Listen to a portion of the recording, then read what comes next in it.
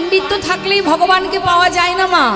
শাস্ত্রে বললেন চারিবেদ সরদর্শন পড়িয়া যে জন, সে যদি গৌরঙ্গ নাহি ভজে, বৃথা তার অধ্যয়ন লোচন বিহীন জন দর্পণে অন্ধে কিবা কাজে। আমাদের কীর্তন জগতে অনেকে আছে যারা একটু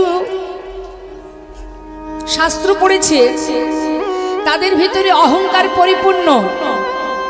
কীর্তন গাইতে গেলে এটা লাগে সেটা লাগে, এইভাবে গাইতে হয় ওইভাবে গাইতে হয়, এসবের কিচ্ছু প্রয়োজন নেই।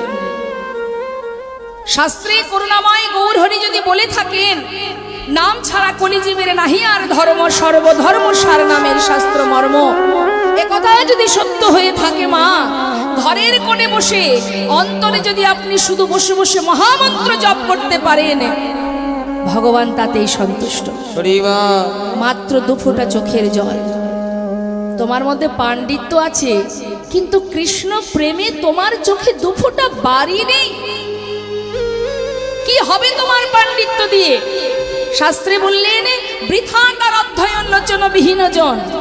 একটা অন্ধ ব্যক্তির সামনে আপনি অনেক দাম দিয়ে একটা আয়না কিনে ধরবেন, লাভ আছে কিছু?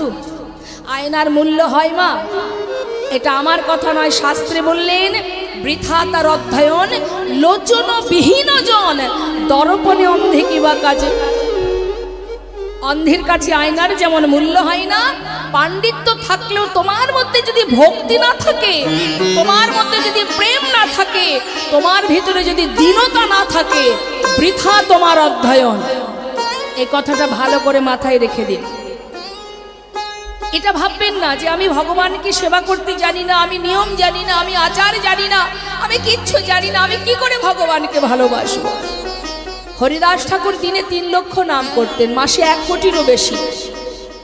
সে পূজাও করতেন না, নাম মহামন্ত্র দিনে 3 লক্ষ। তাই তো তিনি বহিরঙ্গ ভক্তের মধ্যে অন্যতম ভক্ত নামাচার্য ছিল ঠাকুর হরিদাস।